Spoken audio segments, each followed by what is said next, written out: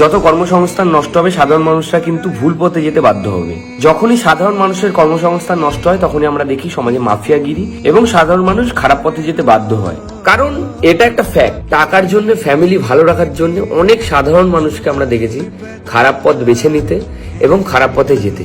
তাই আগে সাধারণ মানুষের কর্মসংস্থান বন্ধ করার আগে আপনাদের উচিত ছিল সাধারণ মানুষের জন্য কর্মসংস্থান বানানোর এবং তারপরে বন্ধ করার।